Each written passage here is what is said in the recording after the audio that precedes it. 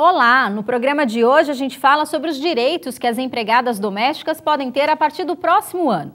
Vamos abordar também o crescimento da economia informal no Brasil, que segundo pesquisas movimentou mais de 600 bilhões de reais no ano passado.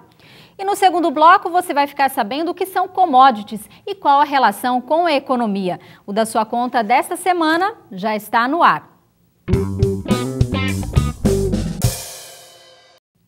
A partir do próximo ano, as empregadas domésticas devem passar a ter os mesmos direitos que qualquer trabalhador. Pelo menos é o que pretende o ministro do Trabalho, Carlos Lupe, que até o final do ano deve entregar uma proposta nesse sentido à presidente Dilma Rousseff. Sobre o assunto, eu converso com o economista Fábio Guedes. Olá, Fábio, tudo bem? Olá, Maria, tudo bem? Como vai se dar essa transição? Quais os atrativos que o governo pode oferecer aos patrões ou às patroas, para que deem esses direitos às empregadas? Veja só, Maria, essa transição ela já vem ocorrendo lentamente. O Brasil tem avançado muito a respeito da formalização de um tipo de trabalhador que já existe no Brasil há secularmente, ou seja, isso é uma característica de países subdesenvolvidos. Observe que em países desenvolvidos, o serviço doméstico praticamente ele está extinto, ele é praticamente preenchido com imigrantes. No Brasil, isso ainda é uma prática muito comum, já que deriva desde a nossa época de colonizados, tudo isso.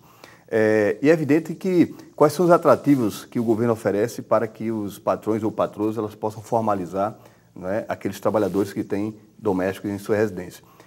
Possivelmente, não tem grandes atrativos, possivelmente possa estar negociando descontos ou deduções de imposto de renda. Acho que não passa muito disso, não. Porque na prática vai encarecer ainda mais para quem contrata hoje uma empregada doméstica, que vai passar a ter direito a horas extras, vai ter que ter um horário fixo, fundo de garantia. Na verdade, é um trabalhador como qualquer outro, Ele tem que estar regido pela as leis que, de certa maneira, regulamentam o mercado de trabalho no Brasil.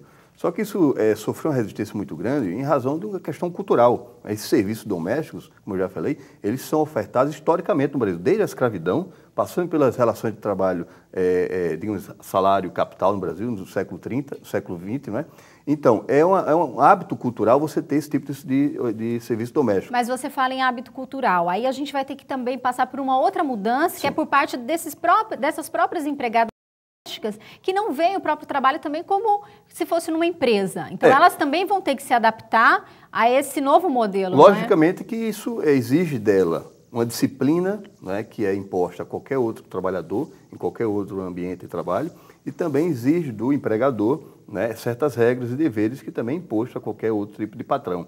Então, isso tem que passar por uma questão também de habituação cultural. Agora, é importante dizer o seguinte, há uma tendência muito forte de esse tipo de trabalho desaparecer e diminuindo muito, em razão de duas questões principais. Você colocou já uma, o encarecimento. Grande parte desse tipo de trabalho ele era contratado por classe média no Brasil. A classe média hoje ela está muito sufocada e provavelmente vai deixar de contratar empregada doméstica ou empregado doméstico. E segunda questão é que com a expansão dos programas de Bolsa Família, muita gente prefere ele estar dentro do programa social do que estar trabalhando na casa de outras pessoas.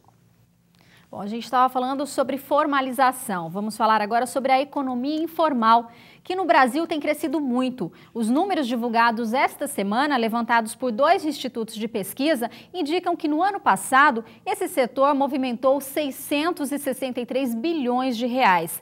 Fábio, como é que a gente pode analisar esses dados, Por um lado é bom porque você vê que gira, faz a economia girar, mas por outro são impostos que não são recolhidos, direitos trabalhistas que são negados. Como é que a gente analisa? Na verdade, Maria, isso é um submundo, Até é interessante observar como é que essa pesquisa foi realizada. Já que trata-se de uma economia informal, um setor muito grande na economia brasileira, que movimenta mercadorias e se produz mercadorias sem ter nenhum tipo de registro, nem fiscal, nem de direitos trabalhistas, nada. Então, até se questionar como é que foi feita metodologicamente essa pesquisa, para levantar esse dado, que chega a apontar que essa economia informal bate os 18% do PIB brasileiro. Se ela cresce, então não é motivo para comemoração, como você mesmo falou, porque dentro dessa economia você vai desde atividades informais como camelôs, empregadas domésticas, até mesmo a questão do tráfico de drogas. Então, ninguém sabe que realmente significa essa economia. Então, se ela está crescendo, então não significa necessariamente que é uma coisa boa. Agora a gente vê aí o contraponto, né? Porque o microempreendedor individual, a gente vê que tem crescido bastante também.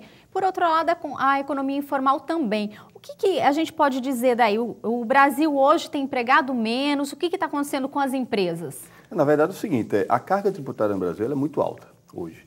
Então, ela, na verdade, pesa muito mais, incide muito mais sobre o consumo e sobre as pequenas e médias empresas. Então, é muito mais fácil hoje as pessoas elas fugirem dessa tributação, né, para não ter que pagar mais impostos do que realmente ter lucros e também ter mais renda, do que formalizar sua empresa. Então, é por isso que há uma tentativa, através, por exemplo, do microempreendedor individual, de facilitar a vida de quem tem receitas até R$36 mil ao ano. E, por exemplo, também agora que você colocou a questão anterior, de você formalizar o empregador doméstico, dando algum atrativo para o empregador, né? Seja uma dedução do imposto de renda. Isso tudo para tentar formalizar. Isso já é uma iniciativa em apenas duas direções, empregado doméstico e aqueles pequenos e médios produtores. Agora, é evidente observar que dentro dessa economia informal existem muitas e muitas outras atividades econômicas. Agora, essa economia informal crescendo aí no ritmo do PIB, isso vai ter consequências a médio e longo prazo para o país? Olha, de qualquer forma, né, alguém está ganhando dinheiro, alguém está empregando também trabalhadores. Agora, tudo dentro da informalidade. Então, é lógico que isso, no futuro, tem problemas do tipo: as pessoas não têm direito a se aposentar, não têm direito a tomar crédito, não têm direito a, por exemplo, a ter algum acidente de trabalho, recorrer a um plano de seguridade social. Então, quer dizer, isso é bom por um lado. Agora, por outro lado, a segurança do sistema e também do mercado de trabalho e também para os produtores é muito difícil. E no próximo bloco, o assunto é commodities. Não saia daí, o Da Sua Conta volta já já.